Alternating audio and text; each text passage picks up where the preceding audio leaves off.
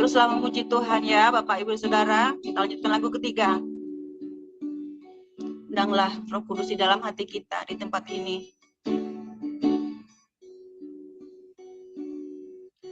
Saat ku menyembah dan memuliakan nama-Mu, aku percaya Kau hadir di sini. Kuasa-Mu Roh Kudus yang memenuhi tempat ini.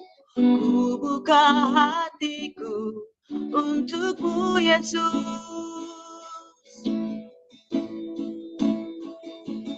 Roh Kudus yang lembut bertata dalam hatiku, berkuasa dan pimpin di setiap lakuku.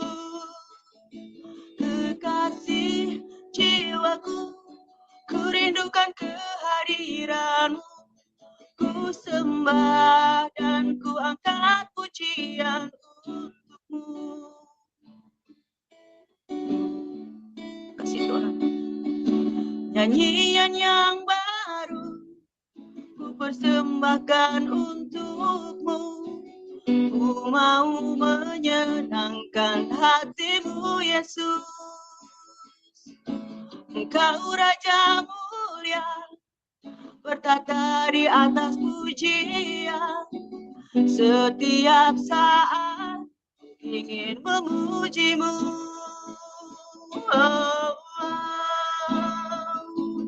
Roh Kudus yang lembut bertata dalam hatiku, berkuasa dan pimpin di setiap lakuku. Kekasih jiwaku, ku rindukan kehadiran-Mu. Ku sembah dan ku angkat pujian untuk-Mu. Haleluya, haleluya. Hosana, Kau Allah yang maha tinggi. Haleluya, haleluya. Hosana, Kau layak dipuji. Haleluya, haleluya. Hosana, Kau Allah yang maha tinggi. Haleluya, haleluya. Hosana, Kau layak dipuji.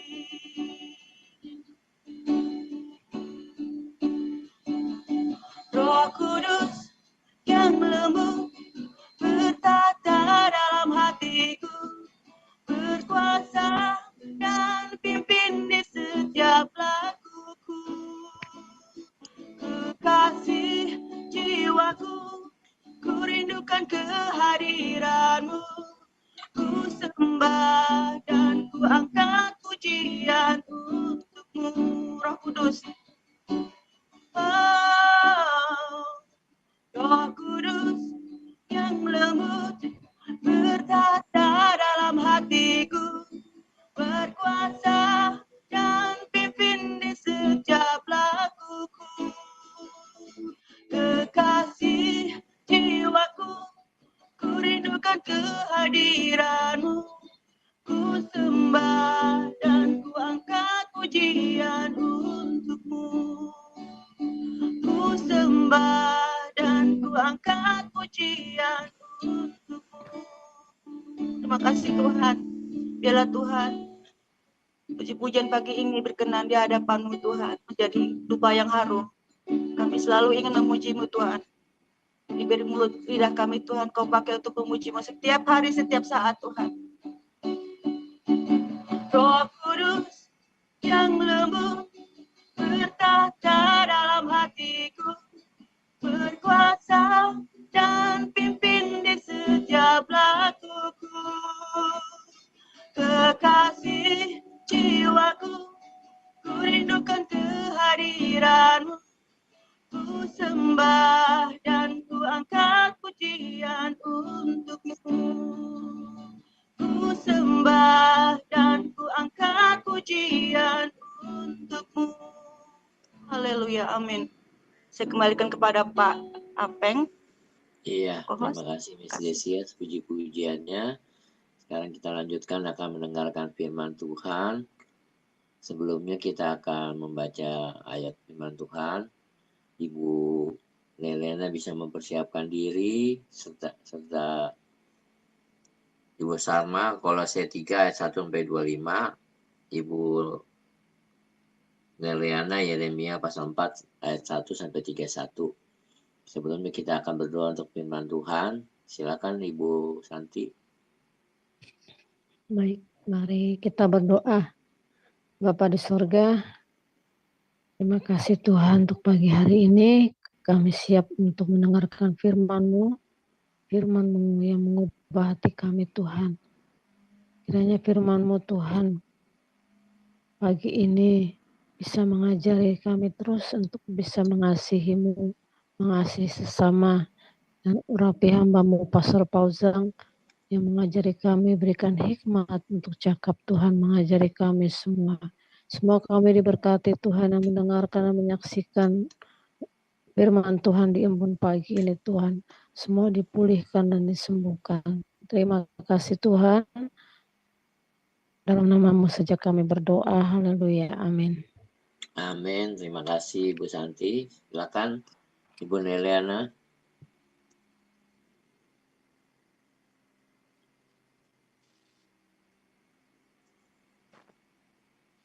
Baik, terima kasih Pak Apeng. Salam Pastor Paul, Bu Ana, Pak Desi. Salam Bapak Ibu semua yang ada di Zoom dan di YouTube. Dan salam untuk saudara kami yang menonton kembali siaran kita ini. Baiklah, marilah kita lanjutkan pembacaan firman Tuhan dari kitab Yeremia 4 ayat 1 sampai 31. Demikian firman Tuhan.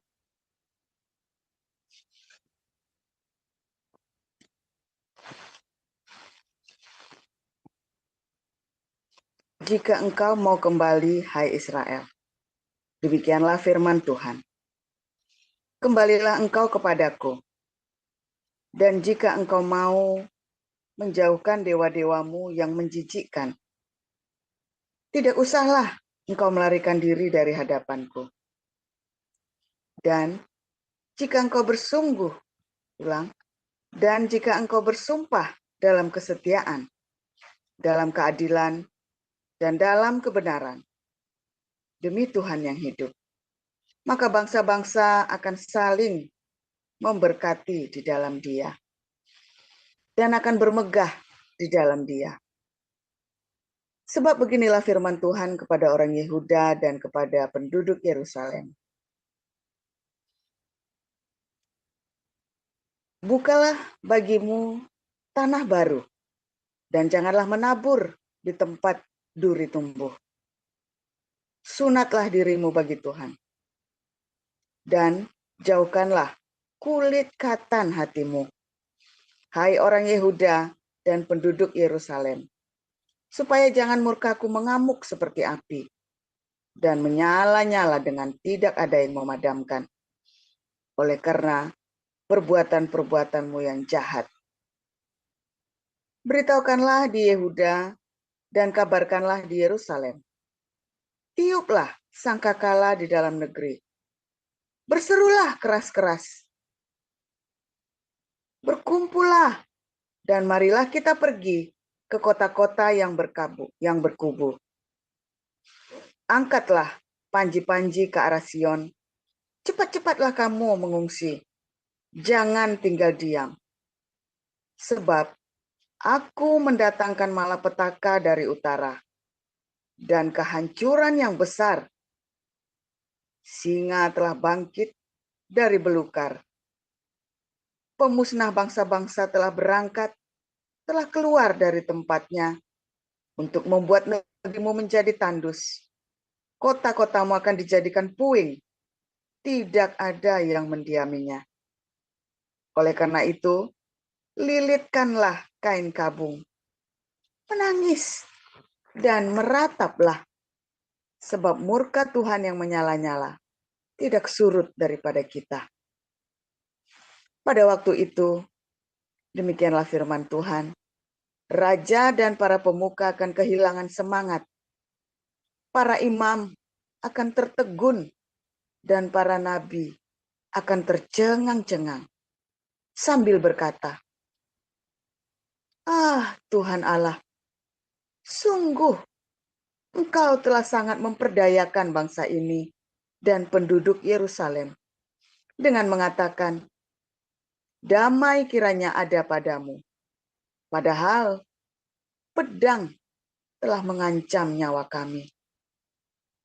Pada masa itu akan dikatakan kepada bangsa ini dan kepada penduduk Yerusalem, angin panas dari bukit-bukit gundul di padang gurun bertiup ke arah putri umatku, bukan untuk menampi dan bukan untuk membersihkan, melainkan angin yang keras datang atas perintahku. Sekarang aku sendiri akan menjatuhkan hukuman atas mereka. Lihat, ia naik seperti awan-awan, keretanya kencang seperti angin badai, kudanya lebih tangkas daripada burung Raja Wali. Celakalah kita, sebab kita dibinasakan. Bersihkanlah hatimu dari kejahatan, hai Yerusalem, supaya engkau diselamatkan. Berapa lama lagi tinggal di dalam hatimu rancangan-rancangan kedurjanaanmu? Dengar, orang memberitahukan dari Dan, mengabarkan malapetaka dari pegunungan Efraim.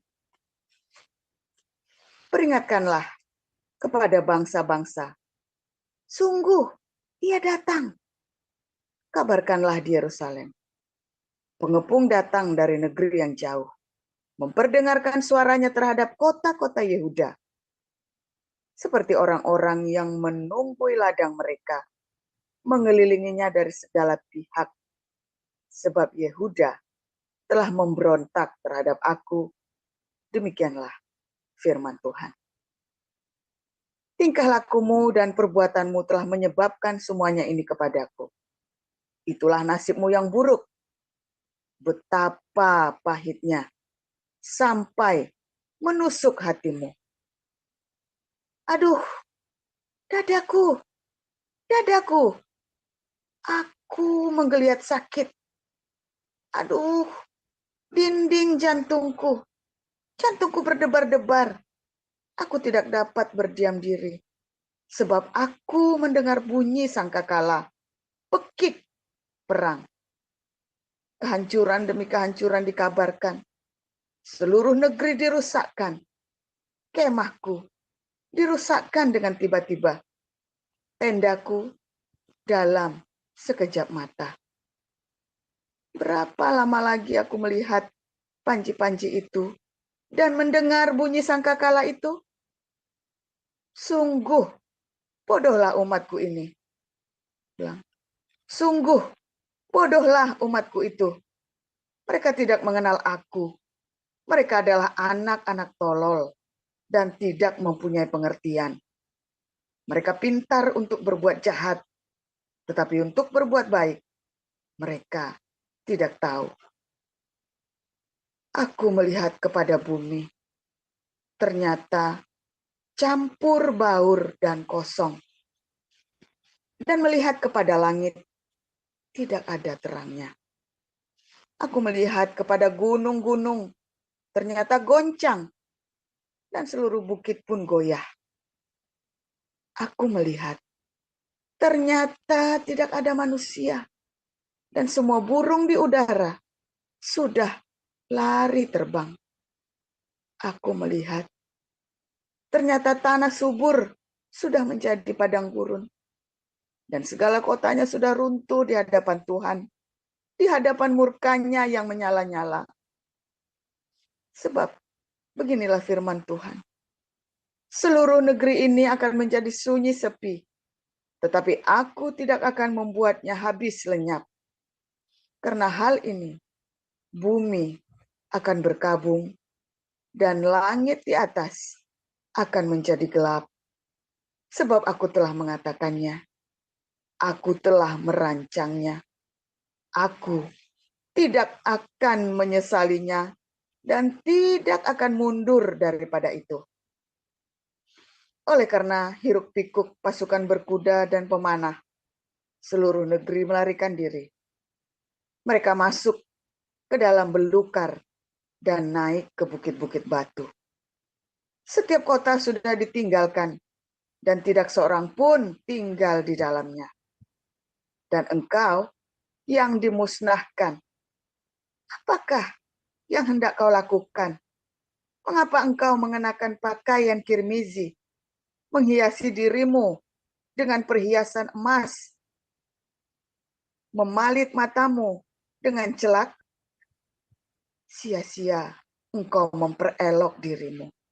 Pecinta-pecintamu menolak engkau.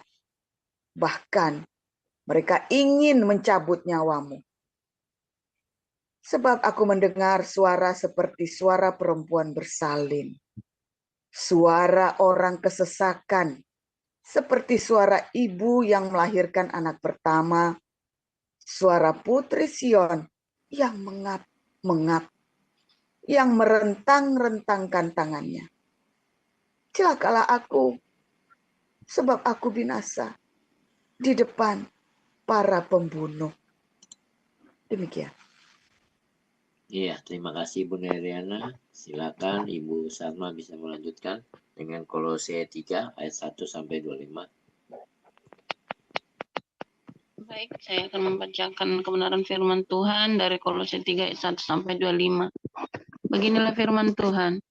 Karena itu, kalau kamu dibangkitkan bersama dengan Kristus, carilah perkara yang di atas, di mana Kristus ada, duduk di sebelah kanan Allah. Pikirkanlah perkara yang di atas, bukan yang di bumi. Sebab kamu telah mati dan hidupmu tersembunyi bersama dengan Kristus di dalam Allah. Apabila Kristus, yang adalah hidup kita, menyatakan diri kelak, kamu pun akan menyatakan diri bersama dengan Dia dalam kemuliaan. Karena itu matikanlah dalam dirimu segala sesuatu yang duniawi, yaitu percabulan, kenajisan, hawa nafsu, nafsu jahat, dan juga keserakahan, yang sama dengan penyembahan berhala. Semuanya itu mendatangkan murka Allah atas orang-orang durhaka. Dahulu kamu juga melakukan hal-hal itu ketika kamu hidup di dalamnya. Tapi sekarang, buanglah semuanya ini, yaitu marah, geram, kejahatan, fitnah, dan kata-kata kotor yang keluar dari mulutmu.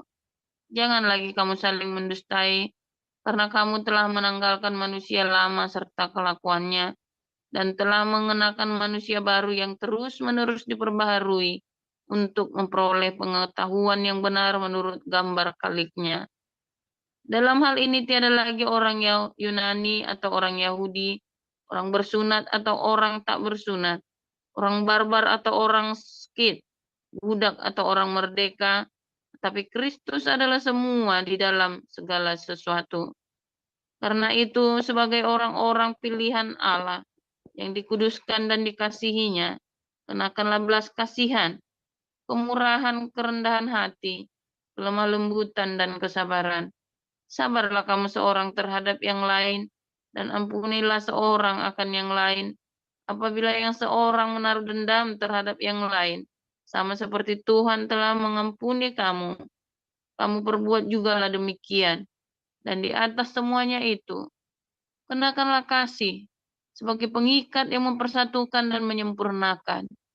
Hendaklah damai sejahtera Kristus memerintah dalam hatimu, karena untuk itulah kamu telah dipanggil menjadi satu tubuh. Dan bersyukurlah. Hendaklah perkataan Kristus diam dengan segala kekayaannya di antara kamu, sehingga kamu dengan segala hikmat mengajar dan menegur seorang akan yang lain, dan sambil menyanyikan mazmur dan puji-pujian dan nyanyian rohani, kamu mengucap syukur kepada Allah di dalam hatimu. Dan segala sesuatu yang kamu lakukan dengan perkataan atau perbuatan, lakukanlah semuanya itu dalam nama Tuhan Yesus, sambil mengucap syukur oleh Dia kepada Allah Bapa kita. Hai istri-istri, tunduklah kepada suamimu, sebagaimana seharusnya di dalam Tuhan. Hai suami-suami, kasihilah istrimu, dan janganlah berlaku kasar terhadap dia. Hai anak-anak, taatilah orang tuamu dalam segala hal, karena itulah yang indah di dalam Tuhan. Hai bapak-bapak, janganlah sakiti hati anakmu, supaya jangan tawar hatinya. Hai hamba-hamba, taatilah Tuhanmu yang di dunia ini dalam segala hal. Jangan hanya di hadapan mereka saja untuk menyenangkan mereka, melainkan dengan tulus hati karena takut akan Tuhan. Apapun juga yang kamu perbuat, perbuatlah dengan segenap hatimu seperti untuk Tuhan dan bukan untuk manusia. Kamu tahu bahwa dari Tuhanlah kamu akan menerima bagian yang ditentukan bagimu sebagai upah. Kristus adalah Tuhan dan kamu hambanya. Barang siapa berbuat kesalahan, ia akan menanggung kesalahannya itu, karena Tuhan tidak memandang orang. Demikian. Ya, terima kasih Bu Salma. Kita akan mendengarkan firman Tuhan pagi hari ini dengan judul kenajisan. Silakan Pastor Paul. Ya, haleluya. Pak Yuda minta tolong ditampilkan Kolose 3 ayat 5 tadi ya. Kolose 3 ayat 5 dulu. Saya mau baca ulang tadi ya.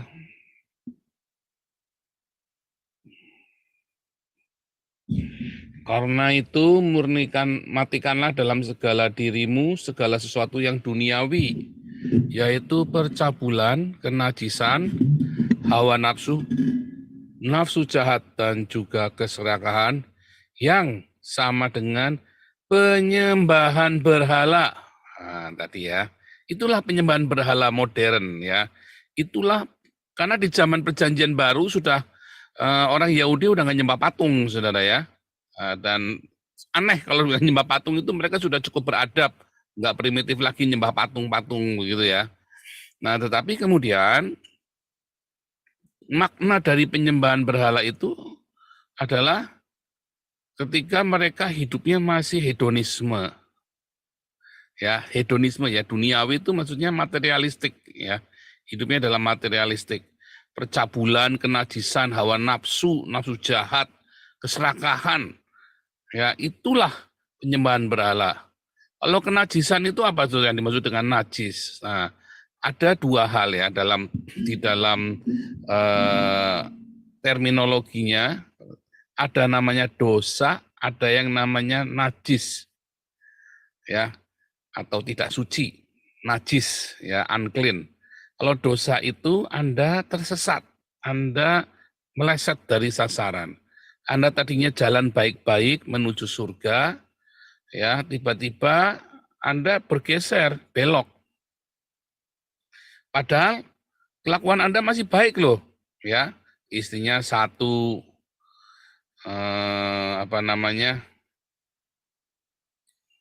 tidak berzina, tidak mabuk-mabukan, pokoknya nggak mau limo itu ya, mabuk, madon, maling, main judi maksudnya apa itu ya.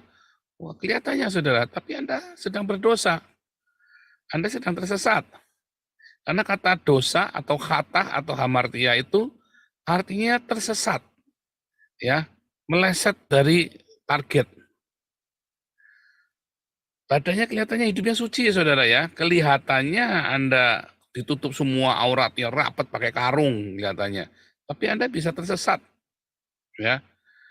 Kenapa? Karena Anda tidak punya jalan kebenaran, jalan kehidupan, ya, yaitu Yesus. Ya kan? Anda nggak punya jalannya, Anda punya jalan yang lain. Nah, hati-hati saudara ya. Anda yang banyak agama yang tidak mau limo ya, nggak cuma Islam saja saudara, nggak cuma Kristen, nggak cuma Buddha. Agama-agama lokal banyak yang nggak mau limo, saudara ya. Tetapi mereka sangat radikal sekali ya, sangat radikal sekali. Kalau amati orang-orang yang di Timur Tengah itu banyak agama-agama lain ya, nggak cuma Syiah, Sunni, Yazidi saja, ada agama-agama lain saudara, dan mereka cukup brutal saudara ketika udah mulai membunuh itu, brutal saudara ya. Mereka sangat kekeh dengan sangat fanatik dan lunatik ya. Kalau Anda lihat orang-orang partai komunis itu, mereka itu malah nggak percaya Tuhan. Dan mereka tidak boleh itu mau limo itu nggak ada itu, mereka ya serakah, nggak mau saudara ya, disiplin sekali hidupnya. Ya walaupun yang munafik juga banyak ya.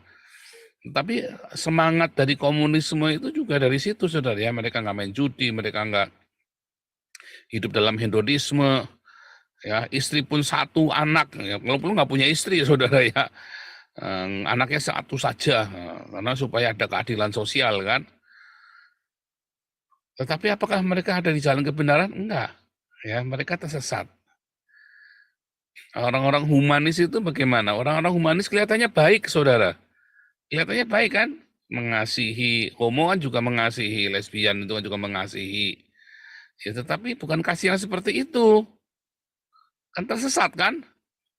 Nah, itu yang namanya dosa. Ya, atau kata atau hamartia. Itu contohnya dosa. Tetapi kalau orang Islam jelas itu namanya tersesat, dosa itu ya. Tetapi ada yang namanya kenajisan. Kenajisan itu adalah diartikan dalam tiga. Satu, najis karena Anda masalah agama, ritual agama. Yaitu misalnya orang-orang yang kusta. Nah itu najis tuh, yang mengeluarkan lendir dari badannya. Itu najis, ya. Yang mengeluarkan lelehan itu najis. Ya, itu najis yang pertama, saudara ya. Atau najis yang kedua adalah najis karena nempel sama binatang. Binatang yang najis. Atau benda yang najis. Nah, itu juga najis. Ya. Tapi yang ketiga karena masalah seksual, ya. Seksualitas. Nah, orang-orang yang berhubungan seks dengan yang tidak semestinya itu juga najis. Ya. Itu disebut dengan kenajisan. Yang tidak melakukan ritual agama, ya, yang berhubungan dengan barang-barang yang najis, ya, atau yang kotor, yang mesti bangkai itu kan kotor kan, jelas karena akan bikin penyakit kan, maksudnya seperti itu ya, dari sanitasi, nah salinitas dan sanitasi itu ya, jadi itu penting saudara ya, kebersihan itu penting. Nah itu juga najis. Dan yang ketiga karena hubungan seksual yang tidak semestinya, itu juga najis, ya. Nah, kata kenajisan ini, ya kemudian ada dosa, ada najis tadi ya kita belajar.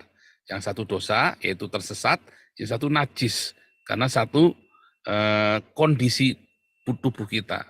Yang orang Kristen dia tidak berdosa lagi, tetapi dia bisa najis, saudara ya.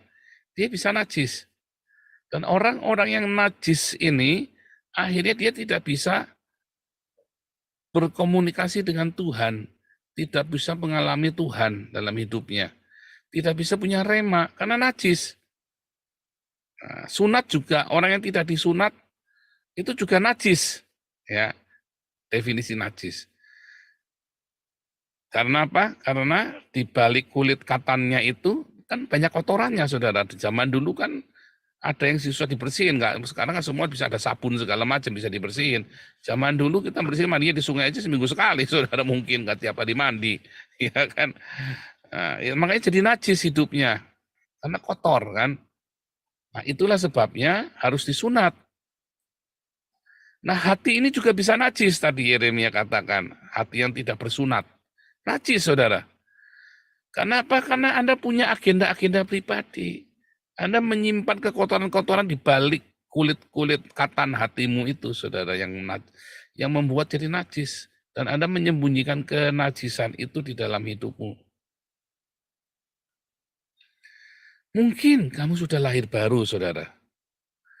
Ya, tetapi kamu masih di tengah jalan karena kepahitan, karena Anda senggolan sama teman kantor, sama suami istri, atau teman pelayanan. Lalu kamu jadi punya agenda-agenda pribadi yang Anda tutup, Anda menyimpan. menyimpan dendam, menyimpan ketidaksukaan, ya menyimpan kebencian, pokoknya tidak suka sentimen gitu ya. Lalu Anda mulai berintrik di dalam komunitas atau suami istri atau anak kakak beradik. Oh itu kenajisan saudara, jangan main-main ya. Itu kenajisan. Ada kotoran itu di dalam hatinya kotor saudara. Coba kita buka Titus 2. Sebentar ya. Bukan Titus 2 tapi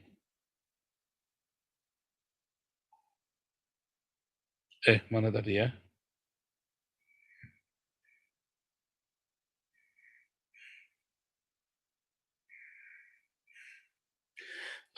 Titus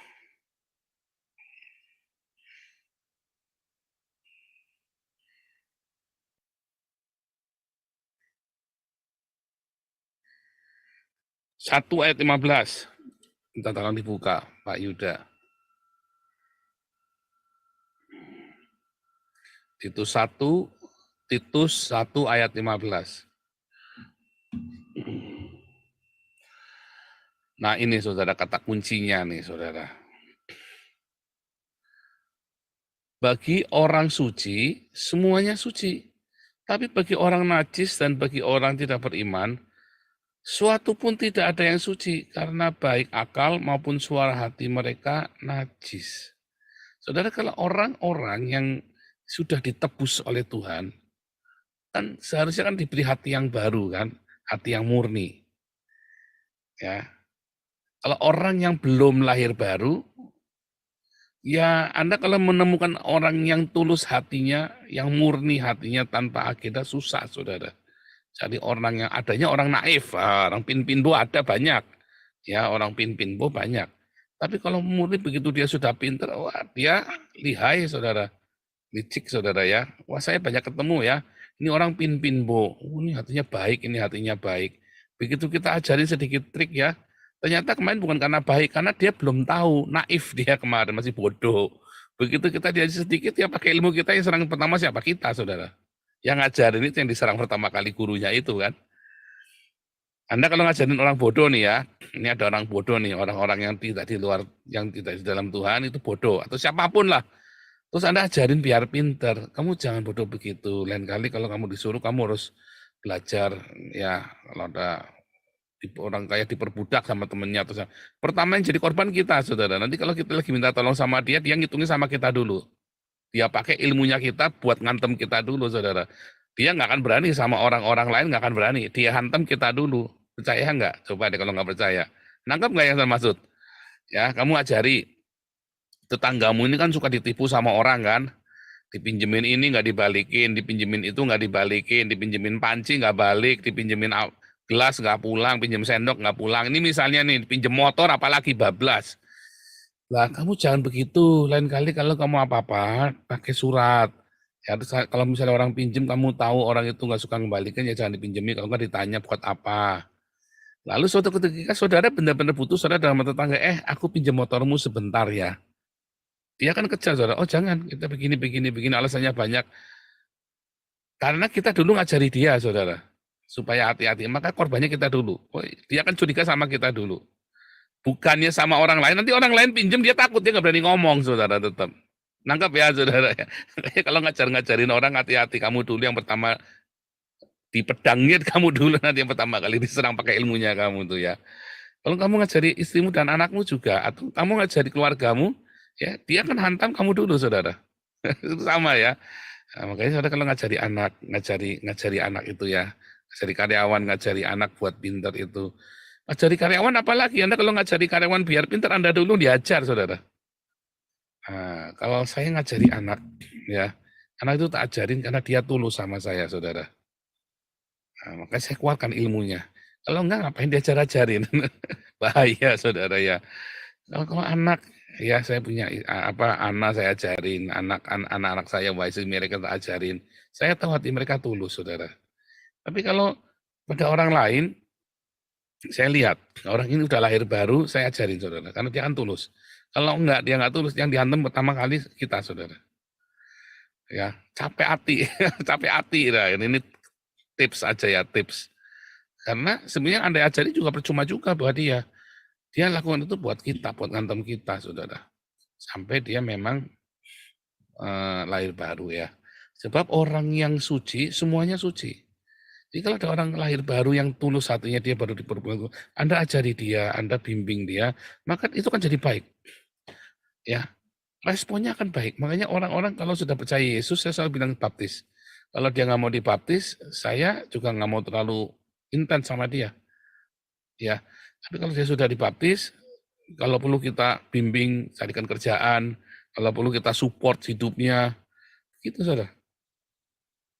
Walaupun tetap ya namanya orang pura-pura bisa saja saudara ya.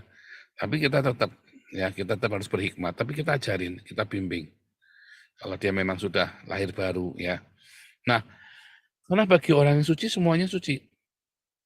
Tapi bagi orang yang najis dan tidak beriman, ya nggak ada yang suci. Karena akal pikiran mereka, hati mereka semuanya memang udah najis. Mau ngomong apa? Ya tinggal kamu yang makan aku yang makan kamu, udah begitu. Pikiran mereka cuma itu, hukum rimba. Aku yang ke bawah atau kamu yang ke bawah, dah gitu aja kan saudara ya. Ya, kalau dalam kondisi normal semuanya kelihatan baik. Kalau dalam kondisi tidak normal ya itu tadi ya. Ngeri saudara ya. Wah, saya udah ngalami yang begini tuh udah sampai berdarah-darah ya saudara ya. Nah, ada orang-orang ya, inilah kuncinya ya tentang kenajisan ini. Orang-orang yang sudah lahir baru ya, hatinya murni saudara. Tetapi di tengah jalan dia mengalami kepahitan, dia senggolan, gesekan dengan orang lain. Lalu mulai dia hati yang tadinya sudah murni bagus, sudah bersih itu, kemudian mulai bersisik-sisik saudara ya. Disitulah kemudian kotoran-kotoran itu masuk. Tetapi kalau Anda tetap jaga hatimu murni, ya jaga hatinya tetap murni saudara ya. Kalau hatinya tetap murni maka dia tidak akan punya kotoran. Nggak bisa ada kotoran itu masuk saudara. Itulah sebabnya firman Tuhan berkata di dalam Kolose 3 ayat 5 tadi, buang semua kenajisan itu. Biar hatimu tetap murni saudara. Sebab kalau hatimu tidak murni, maka hubungan kita dengan Tuhan itu remanya itu jadi berbet-berbet. Ya kan? Kalau rema itu kan suatu yang enlightenment kan, terang kan, ya jadi pudar. Frekuensi yang kuat itu yang seharusnya Anda punya akses ke surga, surga memberikan update news setiap hari, update-nya, newsnya itu sinyalnya berbet-berbet saudara, karena ada yang tidak murni di situ. Itu penting sekali saudara ya. Satu lagi kita buka ayat di dalam Matius 5 saudara ya, Matius 5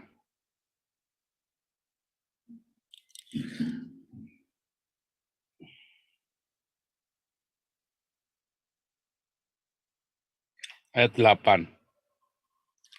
Ya, Matius 5 ayat 8. Nah ini sama ya. Berbahagialah orang yang suci hatinya, yang nggak ada kenajisan di dalam hatinya. Karena mereka akan melihat Allah, saudara. Bagaimana kita bisa melihat Allah dalam hidup kita setiap hari? Mengalami Allah, tinggal di dalam hati. Hanya kalau kita murni hati kita, saudara. Disingkirkan dari semua itu tadi. Nah makanya tadi ya, salah satu tadi kan dikumpul jadi satu keserakahan. Itu juga bikin tuh ya, keserakahan, percabulan, itu semuanya bikin gak murni, yang bikin hati kita najis tuh saudara. Ya, keserakahan, kenajisan, hedonisme itu ya, yang materialistik.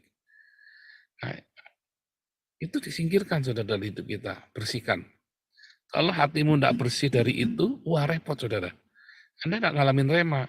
Makanya nggak heran kamu baca firman Tuhan, kamu nggak ngerti. Untuk memahami firman Tuhan itu Anda tidak perlu jadi dokter teologi, Anda perlu sekolah sampai di Haifa, saudara. Ya. Saya mah reka-reka aja mau sekolah di Haifa, supaya kalau ada orang nanyain saya sekolah dari Haifa. Ya kasih kain nama itu kan, nama si Yahya Waloni, siapa lagi itu kan. Kalau mau sok-sokan, ya, saya dari Haifa juga. Kamu Haifanya di mana? Di kolong jembatan. Itu tujuannya cuma itu doang, saudara ya. Untuk tahu firman Tuhan Anda nggak perlu sekolah di Haifa. Untuk tahu firman Tuhan Anda hanya cukup murni hatimu saudara. Yang penting bisa baca ABCD itu ya, bisa baca tulis ya. Anda bisa baca tulis, hatimu murni, kamu ngerti firman Tuhan. Nggak perlu Anda sekolah di Haifa, nggak perlu jadi dokter teologis seperti saya, saudara. Serius, nggak perlu ya. Nggak perlu. Hatimu murni, jaga dengan kemurnian tadi ya. Jangan sampai sakit hati, konflik-konflik dengan suami, istri, anak beranak, ya saudara, kakak beradik. Membuat hatimu jadi nggak murni lagi. Saya mah biar orang nyakitin saya, bodoh amat, pokoknya saya begitu, ya, nggak enak, saudara. Entah kenapa ya, saya diberi kemudahan untuk seperti itu ya.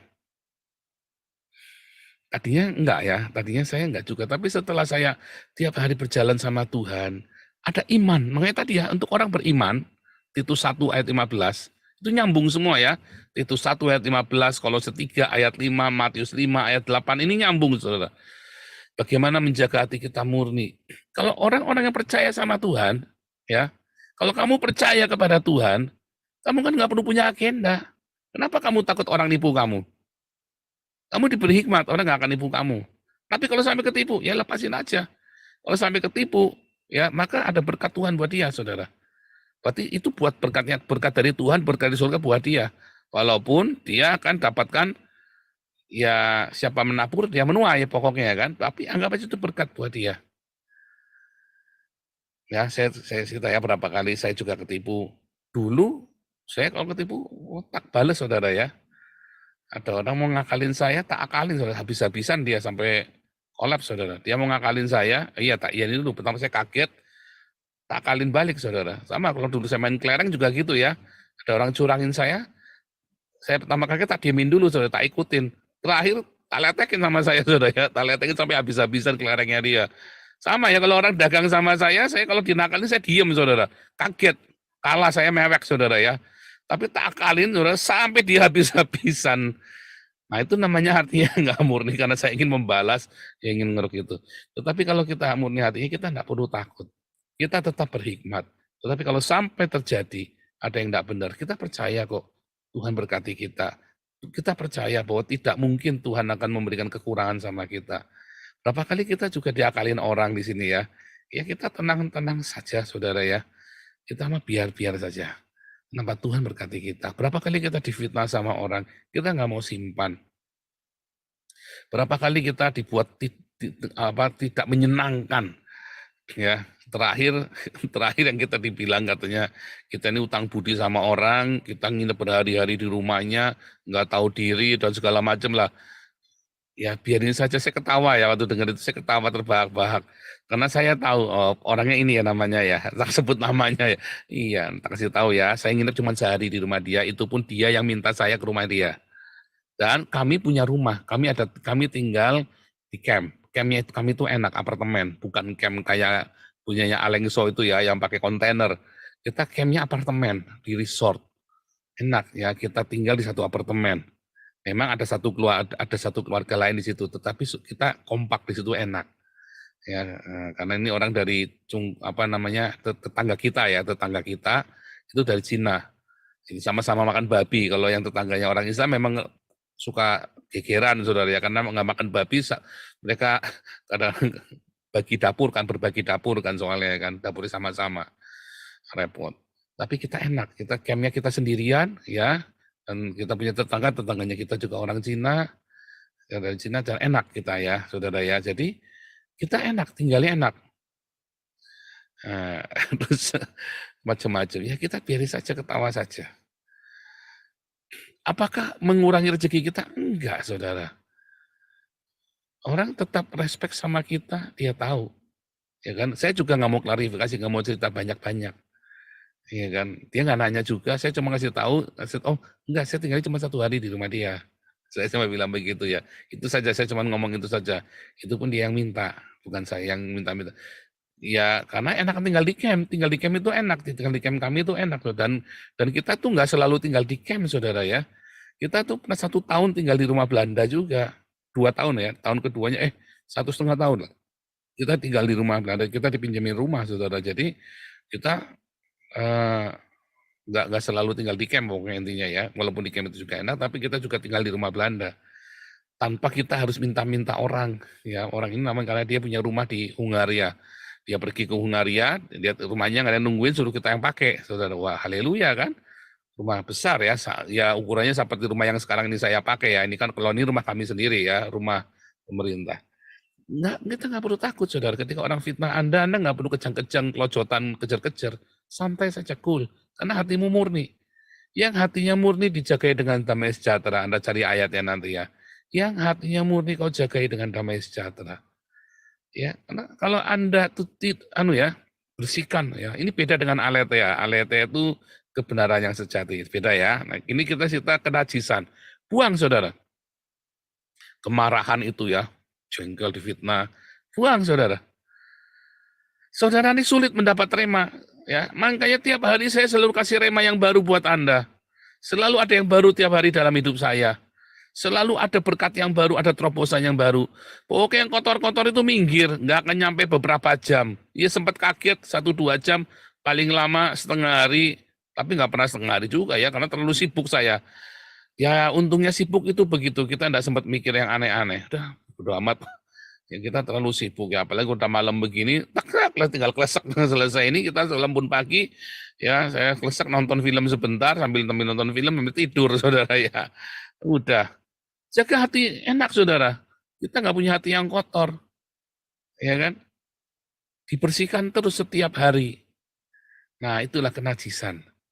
Karena kalau kita najis, lama-lama kita juga akan berdosa. Akan hamartia. Tadinya kita nggak hamartia. Tapi karena kita dosa terus, kita jalan di tempat, terus kita kehilangan visi kita. Kehilangan panggilan kita. Hamartialah kita, saudara. Karena Anda ngutek-ngutek di hati yang kotor itu, hatimu jadi kotor lagi. Tadinya sudah bersih, diterangi oleh cahaya firman Tuhan, kan dibersihkan oleh darah Yesus dan diterangi oleh cahaya firman Tuhan. Anda lihat dengan jelas itu surga yang mulia, tempat kita berlari, kita berjalan. Kemudian tiba-tiba hatimu makin kotor, redup, makin redup, frekuensi radionya, frekuensi komunikasi dengan surga juga terputus. Karena orang yang tidak murni nggak bisa melihat Allah. Rugi siapa, saudara? Anda kan? Padahal kalau Anda jaga hatimu, tetap bersih, jangan ada kenajisan lagi, jangan ada percabulan. Susah nggak, saudara, supaya jangan cabul hatinya, jangan serakah? Gampang. Sebenarnya mudah, tapi kalau kamu hatinya sudah kotor ya susah. Semuanya jadi najis kayak kemarin, ingat koinonia hari Minggu ya. Kalau kepalamu isinya titit, ya otakmu isinya titit, baca firman Tuhan ya jorok semua, saudara, pikirannya ya titit semua. Kalau otakmu bersih, hatimu bersih, tadi ya, bagi orang yang najis, baca apa aja jadi najis. Orang-orang Islam kalau baca Alkitab ngaceng-ngaceng, saudara, bingung, saudara. Ya kan, katanya porno kan, kita kan baca Alkitab, kita sampai nangis-nangis. Sedih, ya kan, sampai tersentuh hati. Saya kalau baca kisah Yusuf selalu nangis, saudara. Heran saya, hati saya tuh selalu terharu ya kalau baca kisahnya Yusuf ya. Aduh, apalagi ketika Yusuf ketemu sama saudara-saudaranya di Mesir itu ya. Saya tuh selalu di titik itu saya mesti meneteskan air mata. Kenapa orang Islam kalau baca kisah-kisah dalam Alkitab selalu ngaceng? Itu saya nggak ngerti. Nah, itu karena najis. Ya, pikirannya najis ya najis. Kalau pikirannya bersih ya bersih. Nah, itu terserah Anda. Anda mau jaga, kalau Anda tiap hari hidupnya dalam hati yang bersih, hati yang murni, Anda baca Alkitab, Anda akan melihat Tuhan. Karena itulah logos, theos yang adalah logos itu kan. Anda melihat Tuhan. Tapi kalau hatimu tidak bersih, Anda nggak melihat Tuhan, Anda nggak melihat ada Allah di situ. Anda melihatnya, ya Anda bacanya apa ya, cuma jadi dongeng. Anda lihatnya yang syafat-syafat ya Anda ngaceng, dan begitu aja, saudara. Anda mau lihat yang seperti apa gayanya? Hatimu najisnya penuh dengan keserakahan, Anda baca Alkitab ya juga penuh dengan hawa nafsu. Beragama pun bisa dengan berhawa nafsu, saudara, kan? Kemarin kita sudah belajar. Jaga hati kita dengan kemurnian di dalam kekudusan. Jangan ada yang najis-najis itu, jauhkan, saudara. Buang, karena itu adalah berhala baru dalam hidup kita. Begitu itu dibuang, tiba-tiba sinar itu terang. Karena sinar itu ada di dalam hatimu bagi orang yang lahir baru ya, saya ceritanya ya, kalau yang belum lahir baru ya enggak. Bagi orang yang lahir baru, ya hati yang najis itu seperti lampu yang ada di pelita itu ya, yang harus Anda bersihkan kacanya itu. Begitu kacanya dibersihkan, terang benderang, celing. Begitu, saudara. Ya, hati yang bersih itu seperti pelita dengan itu ya, pelita lampu yang udah dibersihkan terang benderang. Lentera yang kacanya ya, corongnya itu dibersihkan semua. Kalau Anda nggak bersihkan, ya nggak terang. Ya, maka bersihkan hatimu supaya terang benderang. Dan ketika hatimu terang benderang akan menyinari semua orang, menyinari dirimu, menyinari keluargamu, menyinari semua orang yang ada bersama denganmu. Makanya Anda harus kasih segel di hati itu ya, anti gores. Nah, jangan mudah tersinggungan, ya. Anti gores, anti hedonisme, anti cabul. Wah, Anda kudu pasang label yang banyak, oh nanti gelap lagi ke sila. Enggak, saudara, bercanda. Tapi intinya Anda harus tahu, ini jangan ya. Anda harus hati itu dijaga. Jagalah hatimu dengan segala kewaspadaan, karena dari situlah terpancar kehidupan ya. Amsal berkata, jagalah hatimu dengan segala kewaspadaan, karena dari situlah terpancar kehidupan. Itulah kenajisan itu. Kehidupanmu akan terpancar, saudara ya. Tuhan Yesus memberkati.